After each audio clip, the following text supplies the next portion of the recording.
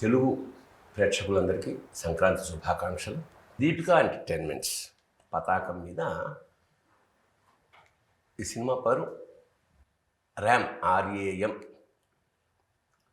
దాని అంతర్గత మీనింగ్ ఏమిటంటే ర్యాపిడ్ యాక్షన్ మిషన్.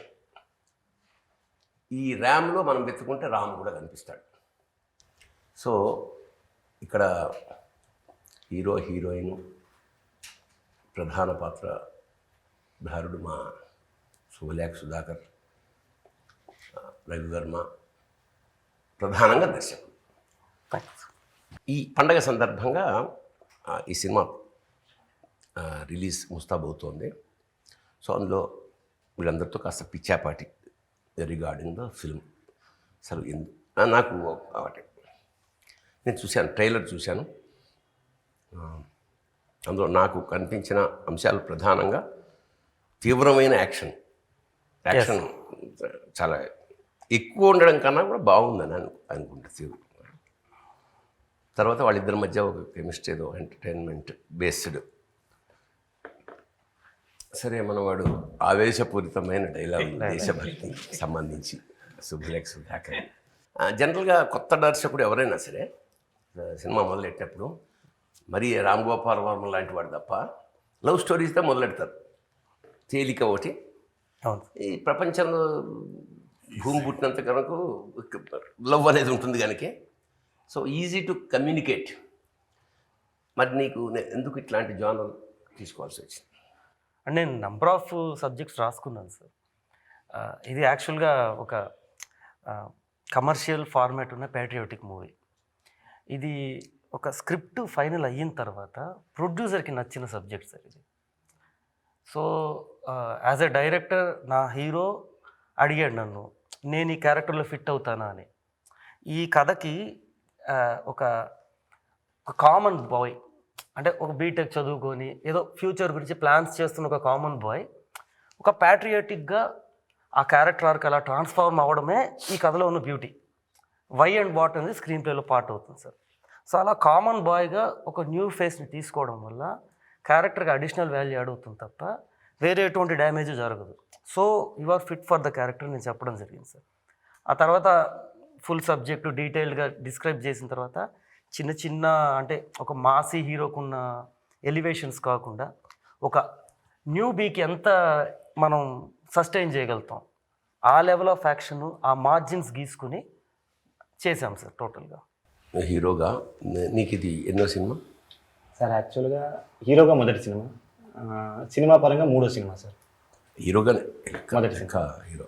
అచ్చా, నీకేమనిపించింది? దర్శకుడు చెప్పాడు కదా, చెప్పిన వెంటనే యాక్చువల్గా ఇందులో హీరో క్యారెక్టరైజేషన్లో 2 షేడ్స్ ఉంటాయి సార్. ఆయన చెప్పినట్టుగా ముందు కామ్ గోయింగ్, ఒక కాలేజీ నుంచి పాస్ అయిన ఒక కుర్రోడు ఎలా మాట్లాడతాడు, ప్రవర్తిస్తాడు అలా ఉండి, తర్వాత వెంటనే ఒక ట్రాన్స్ఫర్మేషన్ ఉంటుంది. ఆ ట్రాన్స్ఫర్మేషన్ కూడా సడన్గా ఉండదు, ఒక కథ పరంగా ఒక కథలో ఇన్వాల్వ్మెంట్తో ఉంటుంది.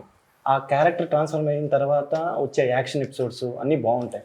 అంటే ఇప్పుడు వచ్చిన కొత్త హీరోలు యాక్చువల్గా మీరు అన్నట్టుగా లవ్ స్టోరీస్ అవే చేస్తున్నారు. అందులో మళ్ళీ డిఫరెంట్గా ట్రై చేద్దాం అని చెప్పి, అంటే మళ్ళీ నేను వాళ్ళలో వెళ్ళకూడదు, కొంచెం డిఫరెంట్గా ట్రై చేద్దాం అని చెప్పి యాక్షన్కి మంచి లవర్స్ ఉంటారు సార్. యాక్చువల్గా యాక్షన్ కామెడీ అనేవి ఎవర్ గ్రీన్.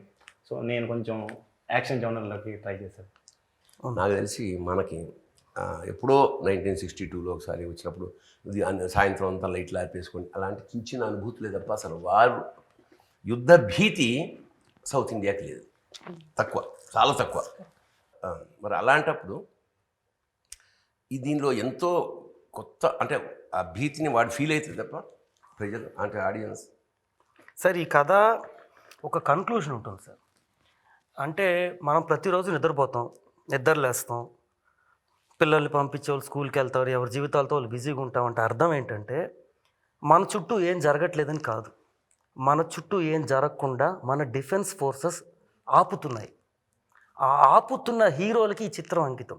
ఇప్పుడు బార్డర్లో ఉన్న ఒక్క ఆర్మీ వాడు మాత్రం మనల్ని కాపాడట్లేదు, బార్డర్ లోపల కూడా శత్రువులు ఉంటారు. అది సాయి కుమార్ గారి డైలాగ్తో నేను చెప్పిస్తాను. దేశం అంటే మట్టి కాదు, దేశం అంటే మనుషులు అని గురజాడ అప్పారావు గారు ఆ రోజే చెప్పారు. యుద్ధం సరిహద్దులో మాత్రం జరగట్లేదు, దేశం లోపల జరుగుతుంది. దేశద్రోహులే వాడి సైన్యం, యుద్ధం మొదలైంది కాగదు. అంటే ఇక్కడున్న దేశద్రోహుల నుంచి ఇక్కడున్న దేశ ప్రజలు ఎవరు కాపాడుతున్నారు? మిలిటరీ ఉన్న ఆఫీసర్ కాదు కదా, యూనిఫామ్ వేసుకున్న పోలీసు వాడు. ఆ పోలీసు వాడు సౌత్ ఇండియాలో కూడా అటాక్స్ ప్లాన్ చేస్తున్నారు వాళ్ళు. ప్రతి చోట అటాక్స్ అనేవి జరుగుతూనే ఉన్నాయి సార్. జరుగుతున్నది ఇంప్లిమెంట్ కాకుండా ఆపుతున్నది. Planning is always happening in various modes. ఒక బాంబే కాదు సార్, ఒక గన్నే కాదు, రకరకాలుగా ఇందులో ఎవరు ఎక్స్ప్లోర్ చేయని పాయింట్ని మేము టచ్ చేసాం సార్. ఒక పర్టికులర్ పాయింట్ టచ్ చేసాం అనమాట. సో ఇది టెర్రరిజం అనేది సౌత్ అని నార్త్ అని లేదు సార్, ఇది ఒక ప్రపంచవ్యాప్తమైన ఒక సబ్జెక్ట్. దట్స్ వై నేను తీసుకున్నాను sir. And more than that, south India is never back for contributing towards national army కావచ్చు, డిఫెన్స్ ఫోర్సెస్ కావచ్చు. మన సౌత్ నుంచి, మన తెలంగాణ నుంచి చాలామంది వెళ్ళి ప్రాణాలు వదులుకున్నారు. అండ్ రీసెంట్గా major Sandeep Unnikrishnan, is a south Indian. మన సంతోష్ బాబు సౌత్ ఇండియన్. చాలామంది చాలా చాలా కన్విన్సింగ్గా ఉంది నువ్వు చెప్పిన సమాధానం. నీ పాత్ర గురించి కానీ ఆన్ ద హోల్ నువ్వు అనుకున్నావు? నేను ఇంట్లో అట్లే minister, central minister, connected with it. అనుకోకుండా ఒక సందర్భంలో ఈ ట్రావెల్ ఆఫ్ వారు చెప్పినట్టు ఈ టెర్రరిజం ఇవన్నీ అవుతున్నట్టు దీంట్లో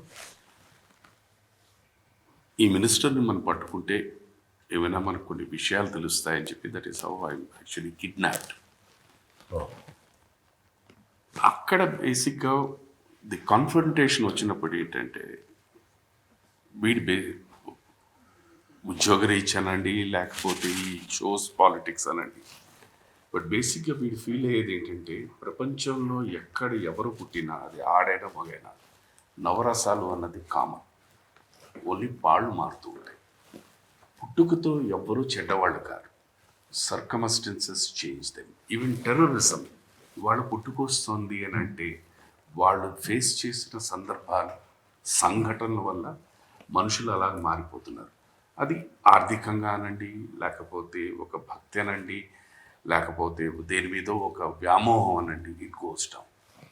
అక్కడ వచ్చే కాన్ఫ్రంటేషన్ దీంట్లోనే ఇది వస్తుంది. ఇది ఎగ్జాక్ట్లీ వారు చెప్పినట్టు, it is not from out side terror. Out side అన్నది అది ఉంది, ఎక్స్టర్నల్ ఉన్నాయి, ఇంటర్నల్ ఉన్నాయి.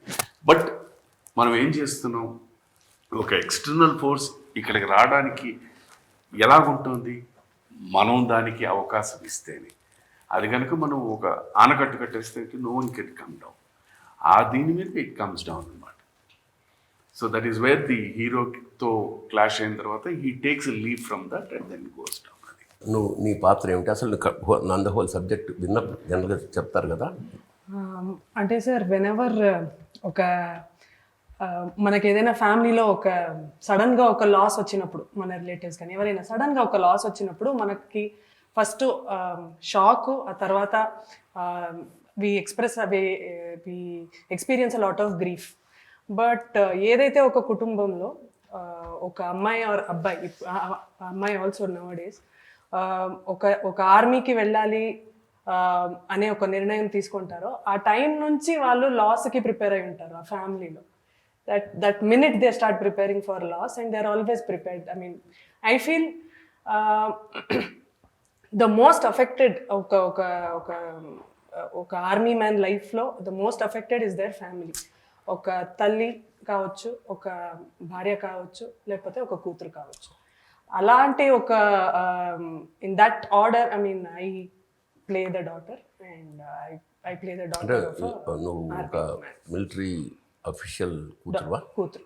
ఎవరు తండ్రి? ఎవరు? భానుచంద్ర గారు. ఎక్కువ చెప్తున్నాను మనం చెప్పచ్చండి, ట్రైలర్లో చూపించేసి. భానుచంద్ర గారు భానుచంద్ర గారి కూతురు. Bhanuchandra military man. అది వెంటనే చెప్పారు సినిమాలో. సినిమాలో ఇట్స్ అ పార్ట్ మధ్యలో వచ్చి ఆడియన్స్కి రివీల్ అవుతుంది.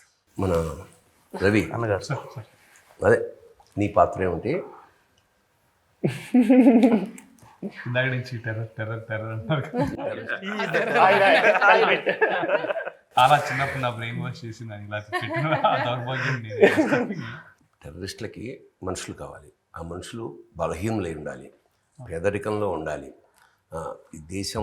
దేశం పట్ల పెద్ద గౌరవం లేని వాళ్ళు అయి ఉండాలి. ఇట్లాంటి వాళ్ళని ఎదుర్కొంటారు వాళ్ళు. ఏరుకుని వాడికి ఏదైతే లక్షణాలు ఉన్నాయో అంటే అదే సార్ ఇక్కడ నేను టెర్రరిజంలో ఇప్పుడు వచ్చి ఇంతకు ముందులాగా లేదు సార్. అంటే ఇప్పుడు అది గ్రౌండ్ లెవెల్ సెల్స్కి వాడుకుంటారు సార్. అంటే వీళ్ళని బలి చేసేయచ్చు, అంటే వాళ్ళని ఒక బ్రెయిన్ వాష్ చేసి వీ కెన్ జస్ట్ గుడి ముందు బలిక బక్రాలాగా చేయొచ్చు అనుకున్న వాళ్ళని మీరు చెప్పిన కేటగిరీ వాళ్ళని తీసుకుంటారు సార్. అండ్ లెవెల్స్ దాటే కొద్దీ they are more intellectuals sir. German grade laptops 36 40 అస్సాంలో దొరికబడ్డాయి. మనం జర్మన్ గ్రేడ్ మిలిటరీ ల్యాప్టాప్స్, అంటే వాటిలో సాఫ్ట్వేర్ ఎంత రన్ అవుతుందంటే ఆ లెవెల్ ఆఫ్ టెక్నాలజీ టెర్రరిస్ట్ వాడుతున్నాడు అంటే వాడు ఎక్కడ డీకోడ్ చేయలేని స్థాయికి ఆ లెవెల్లో ఉన్నప్పుడు లైక్ అవును కేవలం దరిద్రము అదే నువ్వు వెళ్ళి బాంబు పెట్టి చచ్చిపో, నువ్వు వెళ్ళి కాల్చి చచ్చిపో అనేది అమాయకులు సార్. ఆ పరిస్థితికి వెళ్ళే వాళ్ళు అమాయకులు.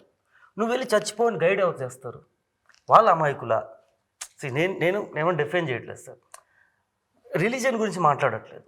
ఒక మనిషిని నువ్వు ఈ పని మీద వెళ్ళి చచ్చిపో అని ఒకడు ప్రేరేపిస్తున్నాడు.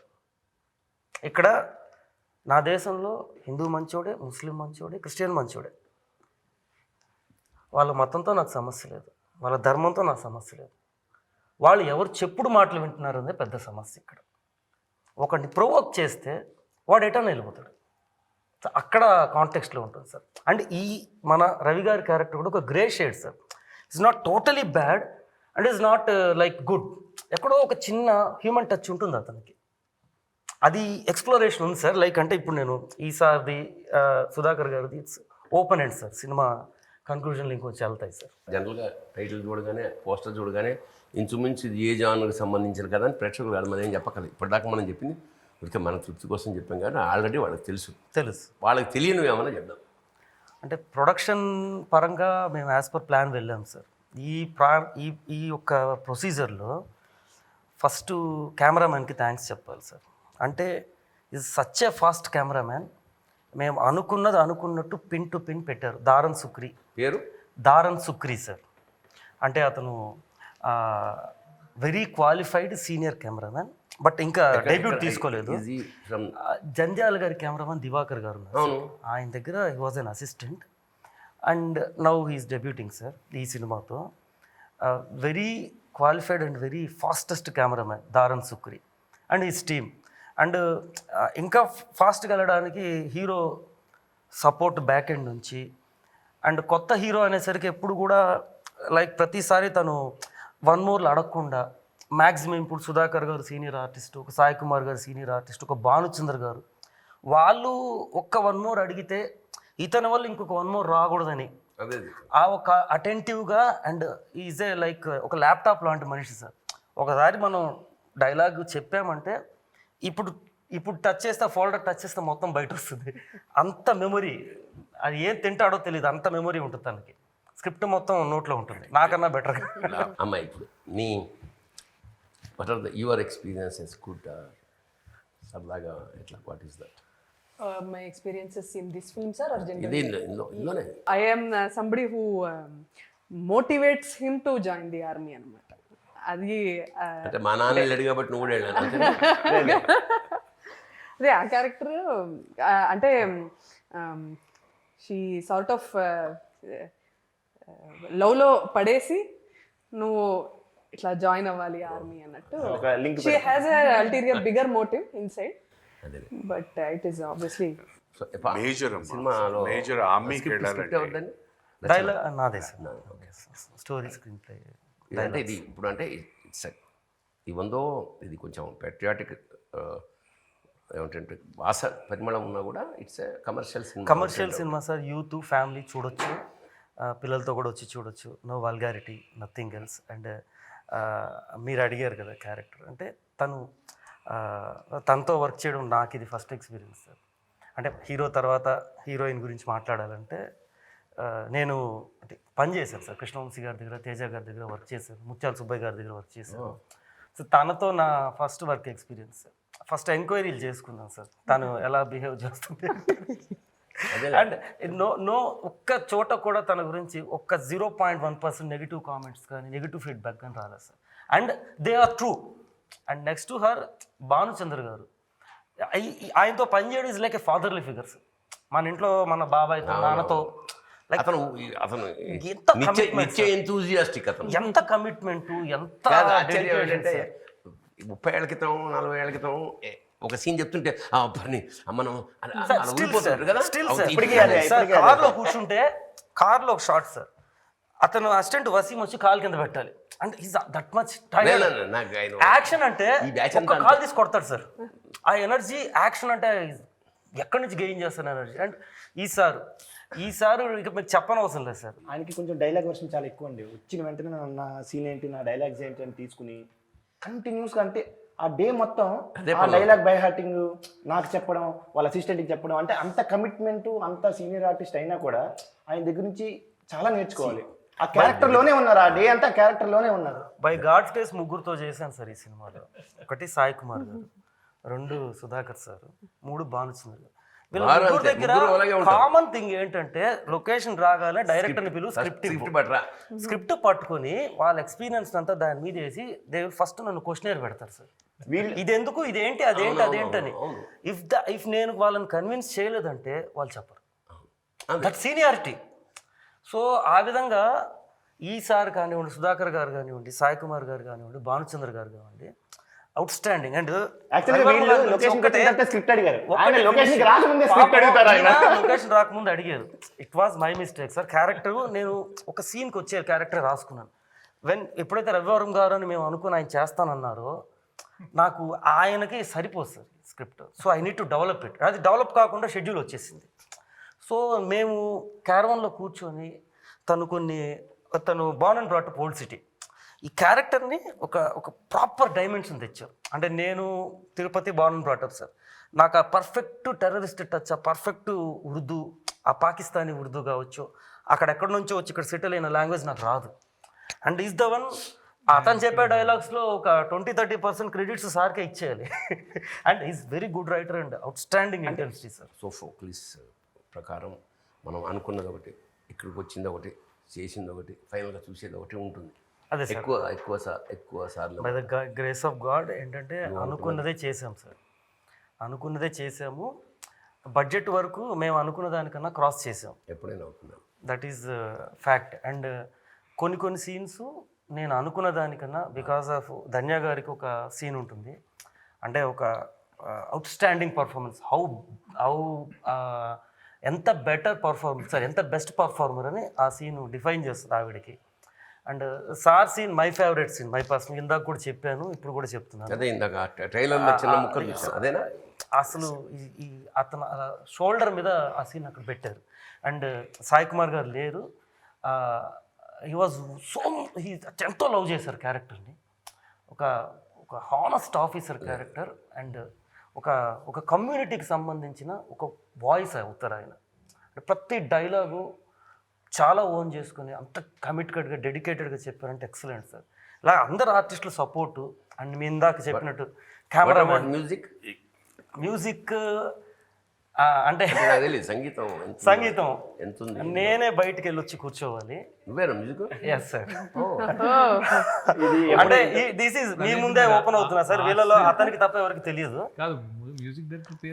Ashrith Iyengar is my music name, so that I look professional as a music director. Oh my God. Ram Kumar is my lyric name, so that I look professional as a lyric writer.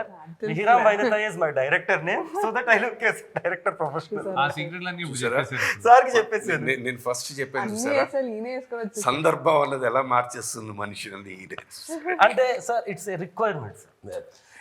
ఇంకా ఏమన్నా cover చేయాల్సిన ఉన్నాయమ్మా?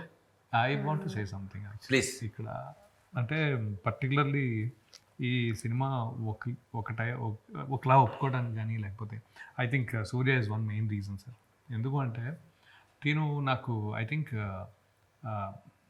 ఇప్పుడు చాలా పెద్ద cinema అని ఎందుకంటే ఒక పెద్ద యాక్టర్ స్కేల్లో ఉన్న సినిమా. జనరలీ మీరు అన్నట్టుగా లవ్ స్టోరీలు, లేకపోతే పక్కింటి కుర్రాడు కథ, అలాంటి కథల్లో కాకుండా ఇంకొంచెం పెద్ద తరహాగా ఒక యాక్షన్ మూవీ తన నెత్తి మీద వేసుకొని, షోల్డర్ మీద వేసుకుని అని, అంటే ఒక ప్రొడ్యూసర్ లాగా కానీ, ఇంకోటి యూనో ప్రొడ్యూసర్ అంటే నేను కాదు సార్. యాక్చువల్లీ మీరు క్రౌడ్ ఫండెడ్ మూవీ విన్నారు కదా, ఇది ఫ్రెండ్స్ ఫండెడ్ మూవీ. నా ఫ్రెండ్స్ అందరు నాకు సినిమా చేస్తానంటే సపోర్ట్ చేశారు. సో బట్ నాకేమనిపించిందంటే ఆ యాక్షన్ సీక్వెన్సెస్ కానీ లేకపోతే డైలాగ్ డెలివరీ కానీ లేకపోతే డైలాగ్స్ ఇలా ఫోటోగ్రాఫిక్ మెమరీ అనుకున్నా ఇంకోటి అనుకున్నా he extended himself the very best. Okay, ఇప్పుడు ఆడియన్స్ మీద ఉన్న రిక్వెస్ట్ ఒక రకంగా రిక్వెస్ట్ ఏంటంటే I would say give him a chance. You know, అంటే ఫస్ట్ కొత్త హీరో ఎవడరా అనే టైప్లో కాకుండా ఒక్కసారి యాక్సెప్ట్ చేసి చూస్తే, సినిమా చూస్తే ఆటోమేటికలీ అరే నువ్వు బాగా చేసావు బాగా చేయలేదో వాళ్ళ ఇష్టానుసారంగా give him a chance. Accept it. Respective result Surya ఈ హీరోకి బ్రైట్ కెరీర్ ఉందని we all believe sir. We believe. బేసిక్గా ఈ సినిమాకి ఫస్ట్ ఆయనకి నేను థ్యాంక్స్ చెప్పాలి. ఒక మ్యూజిక్ డైరెక్టర్గా నాకు చాలా ఆయన దగ్గర ఇతని దగ్గర పెట్టుకుంటే ఇంకోటి ప్యాకేజ్. సెకండ్ భానుచంద్ర గారికి థ్యాంక్స్ చెప్పాలి. ఆయన అంటే డే 1 నుంచి ప్రతిరోజు ఆయన ఏం చేయండి, ఎలా అయింది, సినిమా ఎలా వస్తుందని. థర్డ్ ధన్య గారు యాక్చువల్గా I mean she supported like A family member almost. అంటే తనది కూడా సినిమా అనుకుని ఆయన, సుధాకర్ గారు, రవివర్మ గారు అందరూ మంచి సపోర్ట్ చేశారు సార్. సినిమా చాలా బాగా వచ్చింది. సో నాకు వీళ్ళతో ర్యాపో ఇస్ ఓన్లీ ఒక 1 day అనమాట. బట్ నాకేంటంటే మామూలుగా అంటుంటాను, I found a wonderful vibration, positive vibration in the entire సెట్లో. మన సినిమా ఆడియన్స్ జనం ఎందుకు థియేటర్కి రావాలనేది ఒక స్ట్రాంగ్గా ఒకటి చెప్పాలి. ఫస్ట్ ఎవరన్నా సినిమా ఎంటర్టైన్మెంట్ కోసం వస్తారు. ఆ ఎంటర్టైన్మెంట్లో మనకి ఒక తెలియని విషయం, మన చుట్టూ జరుగుతున్న విషయం, మనకి చిన్న మెసేజ్, ఆ చిన్న మెసేజ్ రేపటి మన జీవితాన్ని బాగు చేయడానికి, బెటర్ చేయడానికి ఉపయోగపడుతుంది. మన ఇంకొంచెం అవేర్నెస్తో ఇంకొంచెం జాగ్రత్తగా ఉండడానికి ఈ సినిమా ఎంతో కొంత అవగాహన కల్పిస్తుంది. సో ఆ ఒక పర్పస్లోనూ మీరు చూసే లెంత్ సినిమా ఖచ్చితంగా మిమ్మల్ని ఎంటర్టైన్ చేస్తుంది. అది ఎయిదర్ కామెడీ అవ్వచ్చు, ఎమోషన్ అవ్వచ్చు, యాక్షన్ అవ్వచ్చు.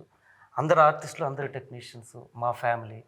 నేను మా అమ్మగారి పేరు, నాన్నగారి పేరు, మా గురుగారి పేరు మీద ఓఎస్ఎం విజన్ ప్రొడక్షన్, అది సార్. ఓఎస్ఎం అంటే ఓఎస్ఎం అంటే వినాయకుడు ఓ సార్, ఎస్ అండ్ ఎం అంటే మా అమ్మగారి పేరులో, నాన్నగారి పేరులో ఎస్ ఉంటుంది, మాస్టర్ గారు సార్, గురువు గారు ఎం అని. సో తల్లి, తండ్రి, గురువు, ఆ ముగ్గురికి ఒక నా చేతనైన గుర్తింపు తేవడం కోసం ఆ కంపెనీ, నేను, మా అన్న కుమారు, కరుణ, నేను, మా ముగ్గురు, మాది 11 మంది family sir. Big family support నాకు ఉంది. సో ఆ ప్రయత్నం చేసాము. అండ్ ప్రొడ్యూసరు తన బెస్ట్ చేశాడు సార్. అంటే నేను చాలాసార్లు తనతో ఫైట్ చేశాను. అంటే ఎక్స్టెండ్ అవుతుంది టాపిక్, బట్ కన్క్లూడ్ చేస్తాను సార్. ఎందుకు ఫైట్ జరిగింది అంటే, ఒక నేను ప్రొడ్యూసర్, తను డైరెక్టర్, ఇంతెందుకు క్యారెక్టర్స్ మారాయి. అవునవును. సో నేను అంత పెట్టకూడదు, you cannot go that far అని నేను, లేదు ఇంత పెడితే కానీ ఇప్పుడు మన కష్టం అవతల వాళ్ళకి తెలియదు కదన్నా, సినిమా కనపడాలి, సినిమాలా కనపడాలి అంటే నేను ఆ రోజు ఫ్రాంక్గా చెప్పా, ఈరోజు కూడా చెప్తున్నా, ఈ సినిమాకున్న స్పాన్కి సంబంధించిన క్రెడిట్ తనకెళ్తుంది. ఈ సినిమాకి సంబంధించిన విజువల్ అండ్ కంటెంట్కి సంబంధించిన దాంట్లో నాకు ఆ పైనుంచి ఎంతో సోర్స్ వచ్చింది. మా cameraman support, rest of the technicians అందరూ సార్. అంటే ఒక కెమెరామ్యాన్ ఎందుకు చెప్తున్నానంటే ఆయన సెట్లో పనిచేస్తారు కాబట్టి. అలా ఇక్కడ ఉన్న చాలామంది ఆ టెక్నీషియన్స్ అందరి సపోర్ట్తో ఏదో అలా బెస్ట్ ప్రాజెక్ట్ చేయగలిగాం. సింపుల్గా చెప్పాను, they was wonderful positive atmosphere. Yes that really that took. ఈ రోజు దాన్ని ఇంకొంచెం డబల్ చేశారు పాజిటివ్ అట్మాస్ఫియర్ని. అందుకోసం ఏం లేదు, విషయం ఏంటంటే ఈ మధ్య అంటే మనం కథలుగా విన్నాం.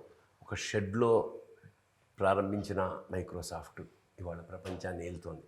అట్లాగా చాలామంది యువత చాలా రంగాల్లో కొత్త ఆశలతోటి వస్తారు. ముఖ్యంగా సినిమా అనేది ఒక ప్యాషన్, పిచ్చి వాళ్ళకి. ఒరే బాగా చదువుకున్నావు కదరా, బాగా సంపాదిస్తున్నావు కదరా, ఎందుకురా ఈ దరిద్రం, అక్కడికి వెళ్తాం అన్నం పెడుతుందా. నాతో సహా అందరూ తిట్లు తిన్నవాళ్ళే.